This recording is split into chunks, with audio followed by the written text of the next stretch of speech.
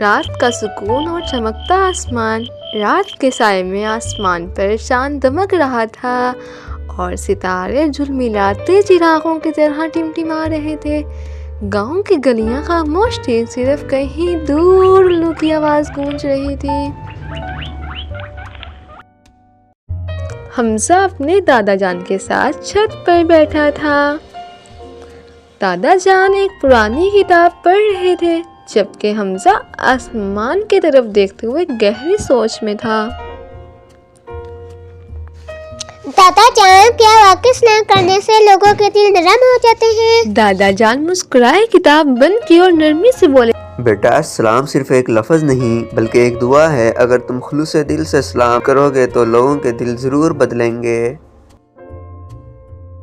ہوا میں ٹھنڈک بڑھ رہی تھی۔ حمزہ نے کمبل اوڑھا، آنکھیں بند کی اور نیند کے آغوش میں چلا گیا۔ صبح کی روشنی اور امید بھرا آغاز۔ صبح سورج کی پہلی کرن آسمان پر نمودار ہوئی، پرندے چہچہا رہے تھے، مرغ نے اذان دی۔ صبح کا وقت تھا، سورج کی نرم کرنیں دھیرے گاؤں کی گلیوں پر اتر رہی تھی۔ حمزہ کی آنکھ کھلی، اس نے ایک لمبی انگڑائی لی اور بستر سے اٹھ گیا۔ جلدی سے وضو کیا اور سفید کرتا پہن کر مسجد کی طرف چل دیا۔ راستے میں اس کے قدم تیز تھے، جیسے کسی مہم پر جا رہا ہو۔ نماز کے بعد وہ گھر لوٹ رہا تھا کہ اسے راستے میں چچا رشید ملے جو دودھ لے کر جا رہے تھے۔ حمزہ فوراً آگے بڑھا۔ السلام علیکم چچا رشید، کیا میں آپ کی مدد کروں؟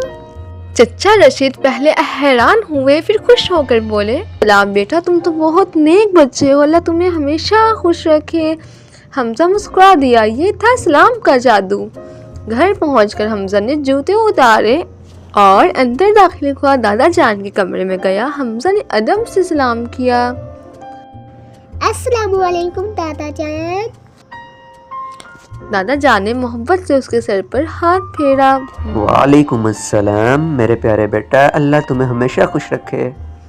ماں پہلے ہی ناشتے کے لیے دسترخوان لگا چکی تھی، خوشبودار پراٹھے، تازہ دہی، شہد کے ساتھ دودھ کا گلاس رکھا تھا۔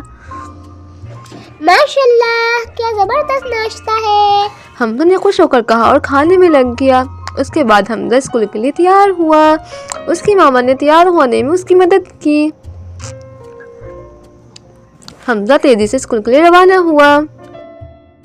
اس کا گاؤں جدید مگر روایتی سادگی کا حسین امتزاج تھا۔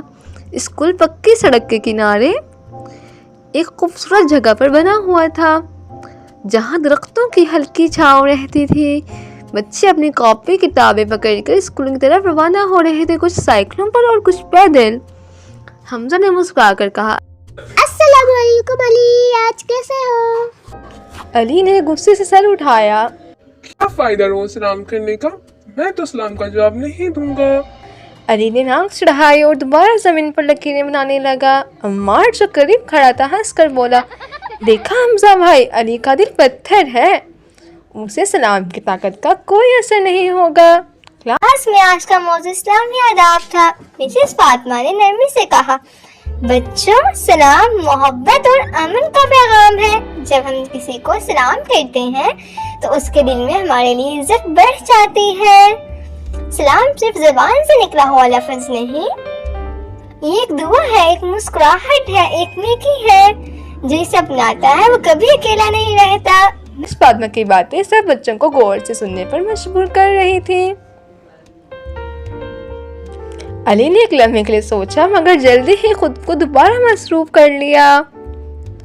بچوں، اس موضوع پر باقی گفتگو ہم کل کریں گے۔ سورج آگ برسا رہا تھا، زمین جیسے تپ رہی ہو۔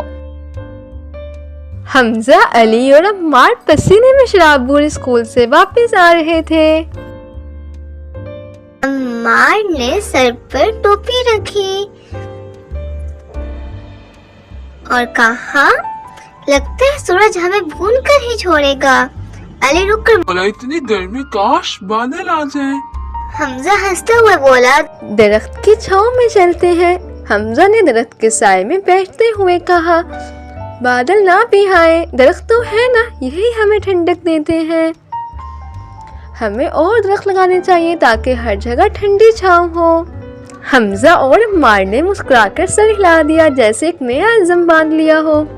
حمزہ گھر پہنچا، جوتے اتارے اور سب کو سلام کیا۔ حمزہ نے کھانا کھایا اور اللہ کا شکر ادا کیا۔ شام کو حمزہ نے اپنے دادا جان کو علی کے رویے کے بارے میں بتایا۔ دادا جان مسکرائے اور بولے، بیٹا سلام محبت اور دوستی بڑھاتا ہے، اگر تم مسلسل نرمی سے سلام کرتے رہو تو ایک دن علی ضرور بدلے گا۔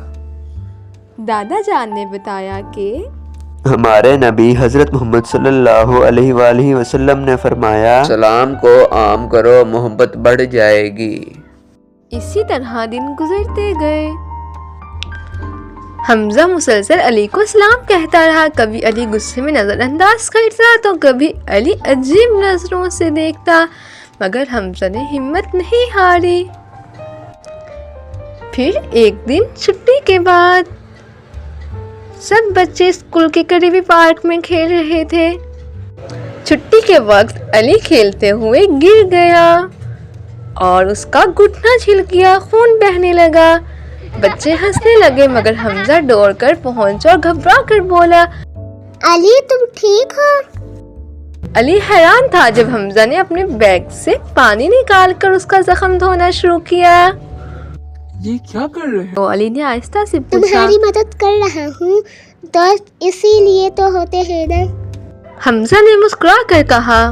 صبح کا وقت تھا، ٹھنڈی ہوا چل رہی تھی، بچے بستے کندھوں پر ڈالے خوشی خوشی اسکول جا رہے تھے۔ اسکول کے گیٹ پر رش تھا۔ اچانک ایک مانوس آواز سنائی دی۔ السلام علیکم حمزہ۔ حمزہ رکا اور حیرانی سے پیچھے مڑا، یہ علی تھا۔ حمزہ مسکرا کر بولا، وعلیکم السلام۔ علی بھی ہلکا سا مسکرا دیا۔ اسے سمجھ آ چکی تھی کہ سلام صرف ایک جملہ نہیں بلکہ محبت اور عزت کا اظہار ہے۔ اب علی بھی سب کو سلام کرنے لگا۔